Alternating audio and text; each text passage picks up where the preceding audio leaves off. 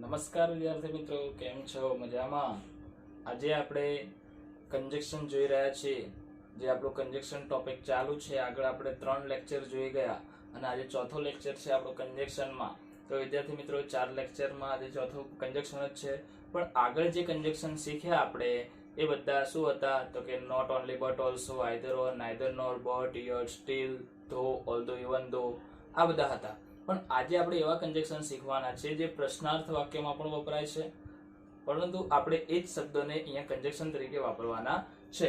જેમ કે WH શબ્દ આપણને મોટા ભાગે ક્યાં જોવા મળે છે? તો કે પ્રશ્નાર્થ વાક્યમાં. પણ અહીંયા કંજક્શનમાં પણ એ વપરાય છે, બરાબર? તો એ પ્રશ્નાર્થ વાક્ય જે પૂછાય છે આપણને, જે પ્રશ્નાર્થ શબ્દો છે WH વાળા, એ બધા આપણે અહીંયા કંજક્શનમાં વાપરીશું. અને હવે આપણે શરૂઆત કરીએ છીએ WH કંજક્શનની.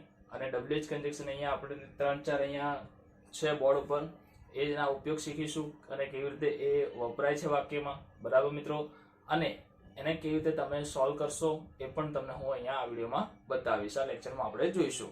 તો વિદ્યાર્થી મિત્રો, સૌપ્રથમ આપણે શરૂઆત કરીએ છીએ WH કંજક્શનની, જેમાં પ્રથમ કંજક્શન છે who. WHO, who નો મતલબ થાય છે કે જે. who નો અર્થ શું થાય છે? કે જે, બરાબર? અને who એ કર્તા વિભક્તિ તરીકે વપરાય છે. who કોના તરીકે વપરાય છે? કર્તા વિભક્તિ તરીકે. who એ પ્રશ્નાર્થ વાક્ય હોય તો વાક્યની શરૂઆતમાં આવે છે, પણ જો આપણે કંજક્શનમાં વાપરવું હોય ને તો એ વાક્યની વચ્ચે આવે છે, બરાબર? કંજક્શન એટલે કનેક્ટર્સ, બે વાક્યને જોડવા માટેનો શબ્દ. તો બે વાક્યને જોડવું હોય તો આપણે ક્યાં મૂકવું પડે? વચ્ચે મૂકવું પડે. તો who એ કર્તા વિભક્તિ તરીકે વપરાય છે, who એ વાક્યની વચ્ચે આવે છે. ત્યારબાદ વિદ્યાર્થી મિત્રો, જે આ who છે એને આપણે વચ્ચે મૂકીશું તો એમાં જે બીજા વાક્યના કર્તા હોય, સબ્જેક્ટ હોય, એને કાઢવું પડે, તો એની જગ્યાએ who શબ્દ લાગે. એ કેવી રીતે કાઢવું એ વાક્યમાં હું તમને બતાવીશ. વિદ્યાર્થી મિત્રો ધ્યાનથી જોજો, કારણ કે આ WH કંજક્શન જે છે બહુ જ ઇમ્પોર્ટન્ટ છે, આપણને ક્યાંય પરીક્ષામાં પૂછાય જ છે, બરાબર? તો આપણે એનો ઉપયોગ વાક્યમાં શીખીએ છીએ. તો પ્રથમ વાક્ય અહીંયા આપણને આપેલું છે, ધીસ ઇઝ ધ ગર્લ. આ છોકરી છે. she won the first prize. તેણીને પહેલું ઇનામ જીતી. તો આપણે એવું કહેવું છે કે આ છોકરી છે કે જે પ્રથમ ઇનામ જીતી, બરાબર? આપણે આવું કહેવું છે. તો એને કઈ રીતે કહીશું? તો પ્રથમ જે આપેલું છે આપણને ધીસ ઇઝ ધ ગર્લ, એ વાક્યને આપણે એમનેમ લખવાનું છે.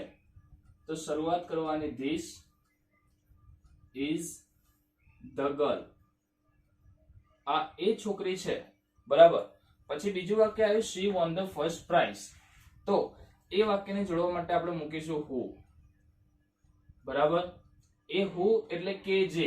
તો કોની વાત છે? આ છોકરીની વાત છે. તો ફરીથી આપણે આ જે she છે એ લખવાની જરૂર નથી, બરાબર? એ કાઢી નાખવાનું છે. કર્તા છે, બીજા વાક્યનો કર્તા she છે, પણ આપણે એ કર્તા માટે જ અહીંયા who લખ્યું. આ છોકરી છે કે જે પહેલું ઇનામ જીતી, બરાબર? તો આપણે આ કે જે લખવા માટે આ she કાઢી નાખવું પડે, બરાબર વિદ્યાર્થી મિત્રો? તો આ she શબ્દ આપણે અહીંથી કાઢી નાખ્યો. ત્યારબાદ લખવાનું who won the first prize, બરાબર વિદ્યાર્થી મિત્રો? This is the girl who won the first prize. આ એ છોકરી છે કે જે પ્રથમ ઇનામ જીતી. આ એ છોકરી છે કે જે પ્રથમ ઇનામ જીતી, બરાબર વિદ્યાર્થી મિત્રો? તો આ રીતે આપણે વાક્ય સોલ્વ કરી શકીએ છીએ. ત્યારબાદ બીજું વાક્ય છે, I know this person. હું આ વ્યક્તિને ઓળખું છું, કે હું વ્યક્તિને જાણું છું. He sells vegetable. તે શાકભાજી વેચે છે. હું આ વ્યક્તિને જાણું છું જે શાકભાજી વેચે છે, બરાબર? તો આપણે અહીંયા કેવું હોય કે હું આ વ્યક્તિને ઓળખું છું કે જે શાકભાજી વેચે છે. તો અહીંયા કઈ રીતે લખશું આપણે? પહેલું વાક્ય જે આપણી પાસે છે, I know the person, તો એમને એમ લખીશું, I know this person. હું આ વ્યક્તિને ઓળખું છું. હવે આપણે શું કરીશું? તો કે આ વસ્તુ કાઢી નાખીશું અને એની જગ્યાએ શું મૂકીશું વિદ્યાર્થી મિત્રો? તો કે who મૂકીશું. I know this person. હું આ વ્યક્તિને ઓળખું છું કે જે sells vegetable. તો આ who નો મતલબ થાય છે કે જે, બરાબર? તો આ રીતે આપણે વાક્ય બનાવવાનું છે. I know this person. હું આ વ્યક્તિને ઓળખું છું કે જે શાકભાજી વેચે છે, બરાબર? હું આ વ્યક્તિને ઓળખું છું કે જે શાકભાજી વેચે છે. બરાબર, તો આ રીતે આપણે એ વાક્યનું શું કરવાનું છે, હું શબ્દ લગાડીને એનું કંજક્શન બનાવવાનું છે. તો વિદ્યાર્થી મિત્રો, આપણે આ જોયા બે વાક્ય, જોઈએ છે ત્રીજું વાક્ય. બરાબર, તો Rajiv is a boy, he got the first rank. Rajiv એ છોકરો છે કે જેને પહેલો નંબર મેળવ્યો. તો કેવી રીતે કરશું? તો અહીંયા શરૂઆત કરવાની આપણે રાજીવથી. તો કે છે Rajiv is a boy. Rajiv એ છોકરો છે. રાજીવ એ છોકરો છે. અહીંયા he આપેલું છે, એને આપણે કાઢી નાખીશું અને એની જગ્યાએ મૂકીશું who got the first rank. Rajiv is a boy who got the first rank. Rajiv એ છોકરો છે કે જેને પ્રથમ નંબર મેળવ્યો, પ્રથમ રેન્ક મેળવ્યો. બરાબર, પરીક્ષામાં પ્રથમ રેન્ક મેળવ્યો. કે રાજીવ એ છોકરો છે કે જેને પરીક્ષામાં પ્રથમ રેન્ક મેળવ્યો. તો વિદ્યાર્થી મિત્રો, આ રીતે આપણે વાક્ય સોલ્વ કરી શકીએ છીએ, જેમાં હું શબ્દ મુકતા જે બીજા વાક્યનો કર્તા છે તમારે કાઢવો પડે છે. Remove the second sentence subject. બરાબર, બીજા સેન્ટેન્સનો જે સબ્જેક્ટ છે, જે કર્તા છે, તે તમારે દૂર કરવાનો છે અને એની જગ્યાએ તમારે શું મૂકવાનું છે, હું જે આપણે અહીંયા મૂકેલું છે. વિદ્યાર્થી મિત્રો, આ હું શબ્દ તમારે અહીંયા મૂકી દેવાનો છે. બરાબર, તો આ હું શબ્દ આપણે અહીંયા મૂક્યો. જો વિદ્યાર્થી મિત્રો, આ દેખાય હું કનેક્ટર્સ. તો આ રીતે તમારે અહીંયા લખવાનું છે. બરાબર વિદ્યાર્થી મિત્રો, ત્યારબાદ આપણે જોઈએ છે વેન. બીજો શબ્દ વેન શબ્દ. તો વેન એટલે શું? તો કે વેન એટલે ક્યારે. વેન એટલે ક્યારે. ક્યારે એટલે શું થાય? તો ક્યારે એટલે આપણે એને કોઈ પણ સમય પૂછવા માટે કહીએ છીએ. તો કોઈ પણ સમય પૂછવો હોય આપણે, તો એના માટે શબ્દ કયો છે આપણી જોડે? તો કે વેન શબ્દ છે. એ વેન શબ્દનો ઉલ્લેખ અહીંયા જે આપણે કરીએ છીએ એ શું કરે છે? સમયનું સૂચન કરે છે, સમય બતાવે છે. અને ક્યાં આવે છે? તો કે વાક્યની વચ્ચે આવે છે. સમયનું સૂચન કરે છે, વાક્યની વચ્ચે આવે છે. બરાબર વિદ્યાર્થી મિત્રો, તો આ રીતે તમારે શું કરવાનું છે? એનું વાક્ય સોલ્વ કરવાનું છે. વેન એટલે ક્યારે, જે સમયનું સૂચન કરે છે અને વાક્યની વચ્ચે આવે છે. બરાબર વિદ્યાર્થી મિત્રો, તો આ રીતે આપણે વાક્યમાં વચ્ચે મૂકવાનું છે. ત્યારબાદ જોઈએ છે એ વાક્યને કેવી રીતે સોલ્વ કરીશું. તેનું એક્ઝામ્પલ પહેલું આપેલું છે, I know the year. હું એ વર્ષ જાણું છું. Gandhiji was born. ગાંધીજી જન્મ્યા હતા. તો કે હું એ વર્ષ જાણું છું કે જ્યારે ગાંધીજી જન્મ્યા હતા. બરાબર, તો કે હું એ વર્ષ જાણું છું કે જ્યારે ગાંધીજી જન્મ્યા હતા. તો કેવી રીતે કરીશું આપણે? પહેલું વાક્ય જે છે, I know the year. હું જાણું છું એ વર્ષ. ઓળખું છું નહીં, અહીંયા જાણું છું. હું જાણું છું એ વર્ષ ગાંધીજી was born. કે તો આપણે કનેક્ટર્સ મૂકવાનું છે અહીંયા when. બરાબર, કે હું એ વર્ષ જાણું છું when ગાંધીજી was born. કે હું એ વર્ષ જાણું છું કે જ્યારે ગાંધીજી જન્મ્યા હતા. બરાબર, હું એ વર્ષ જાણું છું કે જ્યારે ગાંધીજી જન્મ્યા હતા.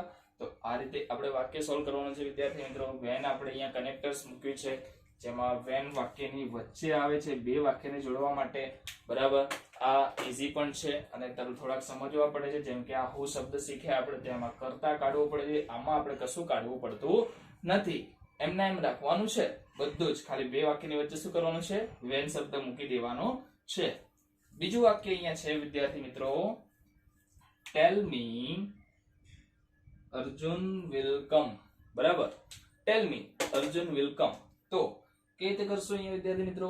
તો શરૂઆત ટેલ મી આપેલી છે, તો ટેલ મી એમના એમ રાખીશું. ટેલ મી મને કહો. બરાબર, અહીંયા આપણી જોડે જે પૂર્ણ વિરામ આવ્યું હવે, એટલે બીજું વાક્યની શરૂઆત થઈ, તો ત્યાં શું મૂકીશું? વેન મૂકીશું. ટેલ મી મને કહો, વેન કે ક્યારે અર્જુન વિલ કમ. કે મને કહો ક્યારે અર્જુન આવશે. મને કહો ક્યારે અર્જુન આવશે. તો અહીંયા આપણે શું મૂક્યું વિદ્યાર્થી મિત્રો? વેન મૂક્યું બે વાક્યની વચ્ચે, બરાબર. તો મને કહો ક્યારે અર્જુન આવશે. ક્લિયર? તો આ રીતે આપણે વાક્ય જોડવાનું છે. બીજું, he knows the time we met. એ સમય જાણે છે, તે સમય જાણે છે. we met, આપણે મળ્યા, બરાબર. તો એને કેવી રીતે કરશું? તો વિદ્યાર્થી મિત્રો આ જ રીતે જે આગળ આપણે સોલ્વ કર્યું એ જ રીતે કરવાનું છે. બીજો કોઈ ડિફરન્સ નથી એમાં. તો અહીંયા તમારે કરવાનું છે he knows, તે જાણે છે, the time, એ સમય. તો એ જાણે છે એ સમયને, એને ખબર છે એ સમયની. તો when, કે જ્યારે, બરાબર. we met, આપણે મળ્યા. તો કે એને એ સમયની ખબર છે કે જ્યારે આપણે મળ્યા. તો અહીંયા પણ વિદ્યાર્થી મિત્રો શું આવ્યું? when આવ્યું. તો આ when શબ્દ એ આ રીતે આપણે વાક્યની વચ્ચે મૂકવાનું છે, બે વાક્યની વચ્ચે એને મૂકવાનું છે. તો આ રીતના વાક્યો હશે. આપણે બે કન્જક્શન શીખ્યા, who શીખ્યા, when શીખ્યા. who એટલે કે જે, when એટલે ક્યારે, બરાબર. તો આ રીતે આપણે વાક્યને સોલ્વ કરવાના છે વિદ્યાર્થી મિત્રો. ત્યારબાદ હવે જોઈએ છે ત્રીજું કન્જક્શન. ત્રીજું કન્જક્શન આપણને શું કહે છે? તો કે જે વેર.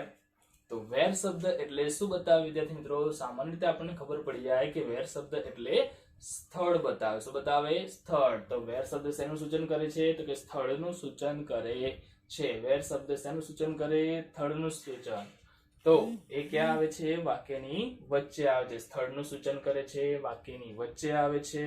આ બધા જ જેટલા પણ આપેલા છે, જેમ કે વાય, વેર, વુ, વેન, જેટલા પણ તમને WH કન્જક્શન આપેલા છે, જો એને વાક્યની શરૂઆતમાં મૂકવામાં આવે મિત્રો, તો એ બધા શું બની જશે? તો એ બધા પ્રશ્નાર્થ વાક્ય બની જશે. પણ જો એ જ શબ્દને આપણે વાક્યની વચ્ચે મૂકી દઈએ તો એ શું બની જશે? તો એ બધા કન્જક્શન બની જશે, કનેક્ટર્સ બની જશે, બરાબર. બે વાક્યને જોડનાર બની જશે.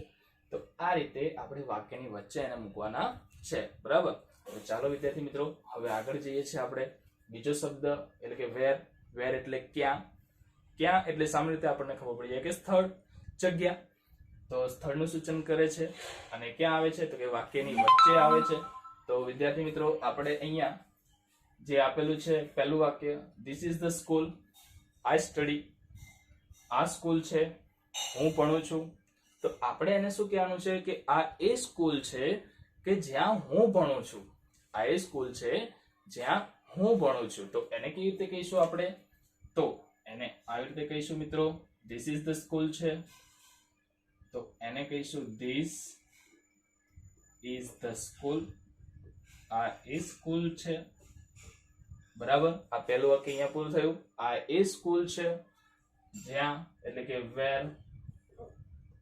તો વેર શબ્દ આ રીતે મૂકો આપણે. This is the school where. આ એ સ્કૂલ છે કે જ્યાં આઈ સ્ટડી, હું ભણતો હતો કે હું ભણું છું, બરાબર. આ એ સ્કૂલ છે જ્યાં હું ભણું છું. આ એ જગ્યા છે જ્યાં હું રહું છું, બરાબર. આ એ જગ્યા છે જ્યાં હું કામ કરું છું. આ રીતે આપણે અહીંયા બધા વાક્યો બનાવવાના છે. તો આવા જ વાક્યો આમાં બનશે મિત્રો. ત્યારબાદ બીજું વાક્ય અહીંયા આવું આપેલું છે, she does not live, he lives. તેણીની નથી રહેતી ત્યાં કે જ્યાં તે રહે છે, બરાબર. she does not live. તો પહેલું વાક્ય આપણે એવી રીતે લખીશું અહીંયા. તો she does not live, બરાબર. આ પહેલું વાક્ય એમાં કઈ જ આપણે તકલીફમાં અને કઈ છેડછાડ નથી કરવાની. પહેલું વાક્ય એમને જ લખવાનું છે. પહેલા વાક્યમાં કોઈ ચેન્જીસ આવશે નહીં, બરાબર મિત્રો. એટલે પહેલું વાક્ય આપણે એમને લખ્યું છે. બીજું વાક્ય she does not live, બરાબર. તો બીજું વાક્ય છે he lives. તો he lives માં શું કરીશું? તો પૂર્ણ વિરામ કાઢીને એની સ્થાને મૂકીશું where, બરાબર. she does not live, તે ત્યાં નથી રહેતી, તેણે ત્યાં નથી રહેતી. where, કે જ્યાં he lives, કે જ્યાં તે રહે છે.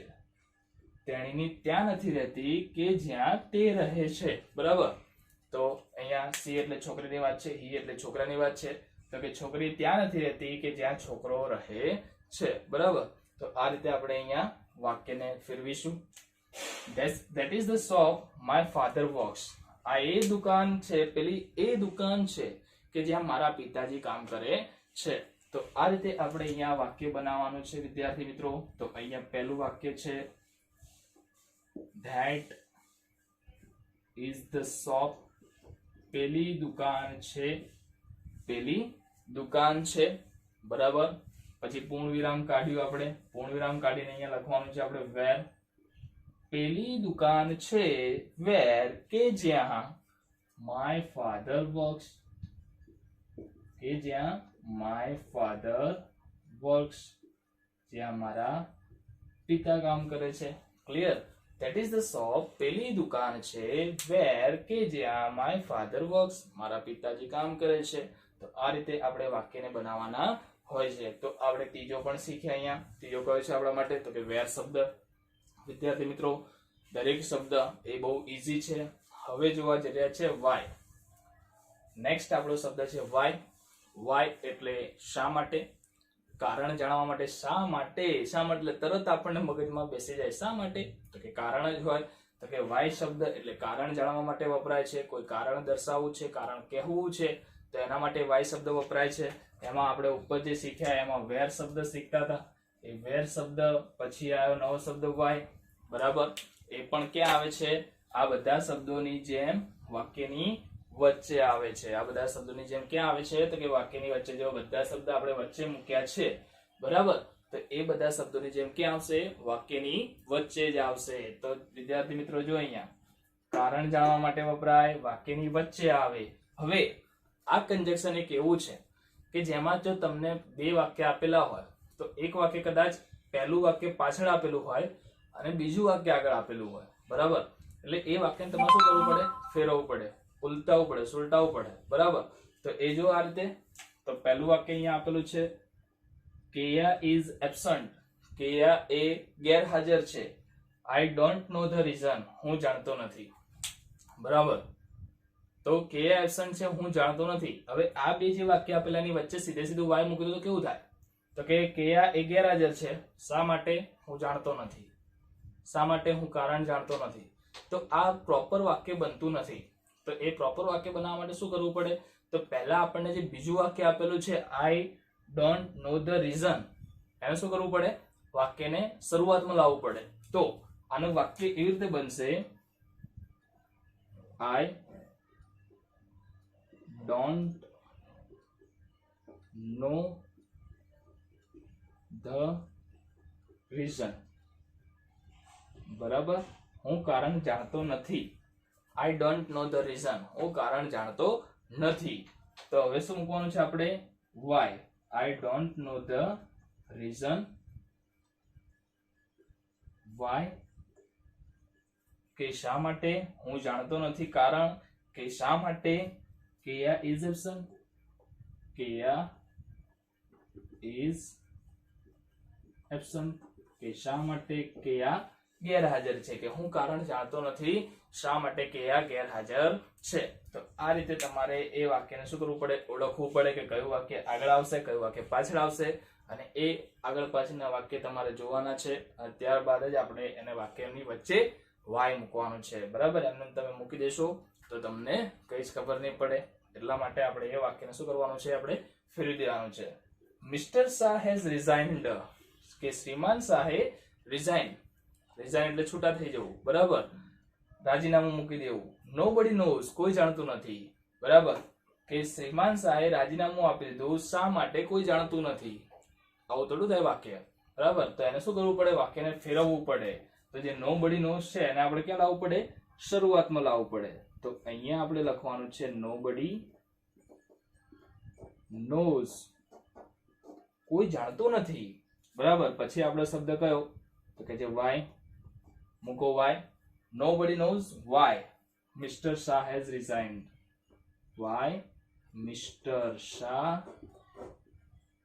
હેઝ રિઝાઇન્ડ, કે શા માટે શ્રીમાન શાહે રાજીનામું આપી દીધું. તો આ વાક્ય કેવું બને? કોઈ જાણતું નથી શા માટે શ્રીમાન શાહે રાજીનામું આપી દીધું. કોઈ જાણતું નથી શા માટે શ્રીમાન શાહે રાજીનામું આપી દીધું, બરાબર વિદ્યાર્થી મિત્રો. તો આ રીતે તમારે વાક્ય સોલ્વ કરવાનું થશે. બીજું વાક્ય ધે ડોન્ટ નો, તેઓ જાણતા નથી. ધ બેબી ઇઝ ક્રાઇંગ, કે બેબી કેમ રડે છે. તો આમાં બોલો પહેલું વાક્ય કયું છે અને બીજું વાક્ય કયું છે? તો પહેલું જ છે, બીજું જ છે. કોઈ ફેરવાની જરૂર નથી, સીધે સીધું વાક્યમાં વાય મૂકી દો અહીંયા આપણે. બરાબર, તો અહીંયા આપણે શરૂઆત કરવાની. દે ડોન્ટ નો, તેઓ જાણતા નથી. બરાબર, અહીંયા મૂકીશું વાય, કે શા માટે તેઓ જાણતા નથી, કે શા માટે ધ બેબી ઇઝ ક્રાઇંગ, કે શા માટે બાળક રડી રહ્યું છે તેઓ તે જાણતા નથી. બરાબર વિદ્યાર્થી મિત્રો, તો આ હતા આપણા કંજક્શન, જેમાં આપણે છેલ્લું કંજક્શન શીખ્યા વાય. બરાબર, તો આ વાય કંજક્શન. બરાબર વિદ્યાર્થી મિત્રો, આજે આપણે શીખ્યા 4 કંજક્શન. આ 4 અત્યારે જે શીખ્યા છે, અને એ 4 કંજક્શન પ્રેક્ટિસ કરવાની તમારે. બરાબર, 4 કંજક્શન વાક્યની વચ્ચે વપરાય છે. અને હવે આપણે બીજા પણ કંજક્શન હજુ જોઈશું. બરાબર વિદ્યાર્થી મિત્રો, ત્યારબાદ બીજા 2 WH કંજક્શન, જેમાં આપેલું છે હુઝ અને હુમ. બરાબર, તો સૌપ્રથમ આપણે શીખીએ હુઝ. હુઝ એટલે કોઈ વ્યક્તિ સાથેનો સંબંધ દર્શાવવા, એટલે કે સંબંધક વિભક્તિ સૂચવે છે. બરાબર, કોઈ વસ્તુનો કોઈ વ્યક્તિ કે વસ્તુ સાથે સંબંધ. બરાબર, જેમ કે ધીસ ઇઝ માય હાઉસ, મારું ઘર, તો મારો આ ઘરની સાથે સંબંધ થયો. બરાબર, ધીસ ઇઝ માય મોબાઈલ, તો કે આ મારો મોબાઈલ છે, તો મારા મોબાઈલ સાથે મારો સંબંધ થયો. તો કોઈ વસ્તુ કે વ્યક્તિનો કોઈ વસ્તુ કે વ્યક્તિ સાથે સંબંધ, એને કહેવાય છે સંબંધક વિભક્તિ. તો એ કોણ સૂચવે છે? હુઝ શબ્દ શીખવે છે. અને એ ક્યાં આવે છે? વાક્યની વચ્ચે આવે છે. બરાબર, તો કે જે આપેલું હોય વાક્ય, એ વાક્યની વચ્ચે, જેમાં આમાં હું શીખ્યા હતા અને અમુક શબ્દ કાઢવા પડતા હતા, એમ અહીંયા પણ એવું જ છે. તો અમુક શબ્દ કાઢવા પડશે. બરાબર, તો એ જોઈએ છે, જેમાં વાક્યની વચ્ચે વપરાય છે. તો એના પહેલા ઉદાહરણ જોઈએ. પહેલું ઉદાહરણ આપણને આપ્યું છે, this is the person his car is new. આ એ વ્યક્તિ છે કે જેની કાર નવી છે. બરાબર, તો એમાં આપણે શરૂઆત કેવી રીતે કરશું? તો શરૂઆત થશે ધીસ ઇઝ ધ પર્સન. પહેલા વાક્ય આપણે કશો ચેન્જીસ કરવાનો નથી. તો ધીસ ઇઝ ધ પર્સન, આ એ વ્યક્તિ છે. બરાબર, પછી આપણો શબ્દ હુઝ, તો હુઝ પછી જે હિઝ છે, એ હિઝ આપણે કાઢી નાખવાનું છે. હિઝ એટલે તેનું, તો હુઝ એટલે પણ તેનું. બરાબર, તો એ કાઢી નાખવાનું છે. હુઝ ની જગ્યાએ આપણે મૂક્યું છે આ. બરાબર, હિઝ ની જગ્યાએ શું મૂક્યું છે? હુઝ. તો આ હુઝ શબ્દ મૂક્યો એટલે હિઝ કાઢી નાખવાનું. પછી જે કાર છે એ કાર લખવાનું, હુઝ કાર.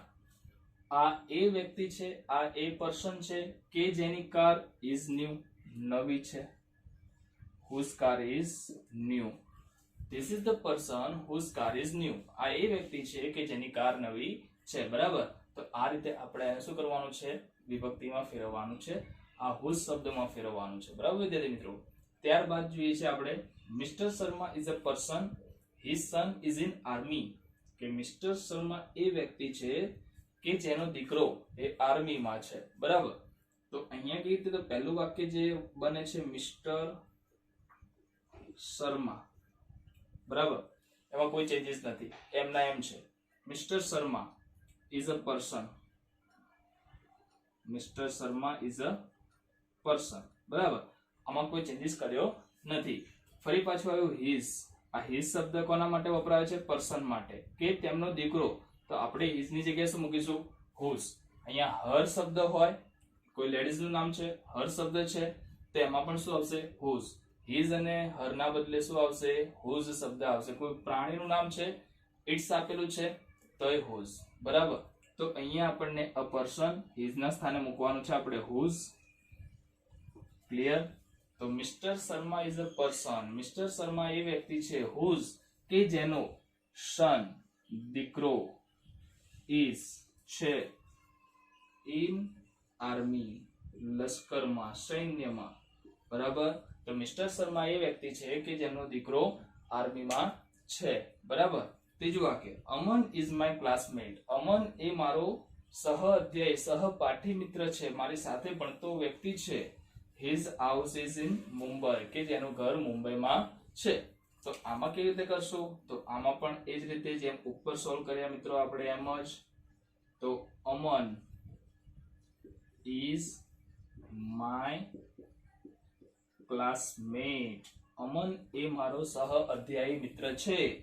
પછી આવ્યું હિઝ, તો એને કાઢી નાખો, એને સ્થાને મૂકો હુઝ, તો કીધે હુઝ હાઉસ, કે જેનું ઘર, ઇઝ છે, ઇન મુંબઈ, મુંબઈમાં.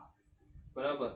તો અમન એ વ્યક્તિ છે કે જેનું ઘર મુંબઈમાં છે. બરાબર. તો આ રીતે આપણે હુઝ શબ્દ શીખ્યા. અને હુઝ શબ્દ એ ક્યાં આવ્યો? તો કે પહેલા જે આપણે શીખ્યા હતા શબ્દો એની જેમ જ વાક્યની વચ્ચે વપરાયો. બરાબર મિત્રો. તો આ રીતે આપણે આ વાક્યના શબ્દનો ઉપયોગ શીખ્યા. હવે બીજો એક શબ્દ હોમ, એનો મતલબ થાય છે કે જેને. બરાબર. હોમનો મતલબ તો શું થાય છે? કે જેને. એ શું બતાવે? તો કે કર્મ વિભક્તિ બતાવે છે. કોઈ વસ્તુનું કે કામ થાય છે તો એ બતાવે છે. બરાબર. કોઈ આપણે ક્રિયા કરી છે તો એ ક્રિયા દર્શાવવા માટે ક્યાં આવે છે? તો કે બધાની જેમ વાક્યની વચ્ચે જ આવે છે. આ બધા શબ્દો વચ્ચે જ વપરાશે. જેટલા WH કન્જક્શન છે એ બધા વચ્ચે જ વપરાશે. જો શરૂઆતમાં વપરાય ને તો એ પ્રશ્નાર્થ વાક્ય થઈ જાય. બરાબર મિત્રો. એટલે ક્યાં મૂકવાનું છે? આપણે વાક્યની વચ્ચે જ મૂકવાનું છે. તો જોઈએ પહેલું વાક્ય. પહેલું વાક્ય શું છે? This is the boy. આ એ છોકરો છે. આઈ પનિશ વેલ, કે જેને મેં સારી રીતે સજા આપી. બરાબર. તો શરૂઆત કેવી રીતે કરવાની આપણે? તો કે શરૂઆત આમ કરીશું, ધીસ ઇઝ ધ બોય. આ એ છોકરો છે. બરાબર. પછી આપણો શબ્દ કયો? તો કે હોમ. હવે આમાં કશું કાઢવું નહીં પડે. કેમ? કારણ કે જો આ બોય એ બીજો વ્યક્તિ છે અને આઈ એટલે હું એ પણ બીજો વ્યક્તિ છે. તો બંને અલગ અલગ છે. અહીંયા બંને સરખા હતા, પર્સન અને હિઝ. આ એના માટે જ વપરાય છે એટલે આપણે કાઢ્યું. અહીંયા આપણે કશું કાઢવાની જરૂર નથી. એમને એમ જ રાખવાનું છે. બોય હોમ આઈ પનિશ્ડ હિમ વેલ. બરાબર. તો this is the boy whom I punished well. તો આ એ છોકરો છે કે જેને મેં સારી રીતે સજા આપી. બરાબર મિત્રો. તો આ રીતે આપણે એ વાક્યને સોલ્વ કરીશું. બીજું વાક્ય એવું આપેલું છે, mister Patel is the man I know. તો મિસ્ટર પટેલ એ વ્યક્તિ છે કે જેને હું જાણું છું. તો mister Patel is the man. આ વાક્યને કશું જ કરવા નથી, એમને એમ લખી દીધું આપણે. WH કન્જક્શન જેટલા જોડો છે. આ પહેલા વાક્યમાં કોઈ ચેન્જીસ નથી થતો. જે થાય છે બીજા વાક્યમાં થાય છે. તો mister Patel is the man whom, કે જેમને. બરાબર. આઈ નો, હું જાણું છું. તો મિસ્ટર પટેલ એ વ્યક્તિ છે કે એ માણસ છે કે જેમને હું જાણું છું. બરાબર. ત્યારબાદ આપેલું છે she is Pinky, you teach her. તો સી ઇઝ પિંકી, તે પિંકી છે. બરાબર. એને જોડવા માટે આપણે મૂક્યું whom, whom you teach her. બરાબર મિત્રો. તો આ રીતે આપણે વાક્યને જોડ્યા અને એમાં પણ સંયોજક એટલે કે whom એ ક્યાં આવ્યું? તો કે વાક્યની વચ્ચે જ આવ્યું. બરાબર. તો આ રીતે આપણે આ કન્જક્શન શીખ્યા WH. આગળ ઘણા બધા કન્જક્શન શીખ્યા હતા અને અત્યારે પણ આપણે WH ઘણા બધા કન્જક્શન શીખ્યા. હવે આપણે વિદ્યાર્થી મિત્રો શીખીશું કે આ કન્જક્શનના પેરેગ્રાફ કેવી રીતે કરાય. તો હવે જે નેક્સ્ટ લેક્ચર આવશે એમાં આપણે પેરેગ્રાફ સોલ્વ કરતા શીખીશું અને વાક્ય સોલ્વ કરતા શીખીશું. ધોરણ 10 માટે જે વાક્ય વપરાય છે અને ધોરણ 12 માટે પેરેગ્રાફ પૂછાય છે. તો આપણે બંને કરીશું. એક જ લેક્ચરમાં આપણે બંનેના સમજીશું. બરાબર. એટલે બંને શું થઈ જાય? તો કે ટેવાઈ જાય. બરાબર. એક બીજી વસ્તુથી. તો વિદ્યાર્થી મિત્રો આ હતા આપણા કન્જક્શન. તો આ WH કન્જક્શન શીખ્યા આજે. હવે પછીના લેક્ચરમાં એની પ્રેક્ટિસ કરીશું. બરાબર વિદ્યાર્થી મિત્રો. તો આ બધા જ કન્જક્શન તમે ધ્યાનથી જોઈ વિચારીને શાંતિથી તમારી નોટબુકમાં લખી દેજો. અને હવે આપણે મળીશું બીજા લેક્ચરમાં એટલે કે આ કન્જક્શનની પ્રેક્ટિસ સાથે. તો વિદ્યાર્થી મિત્રો આવજો.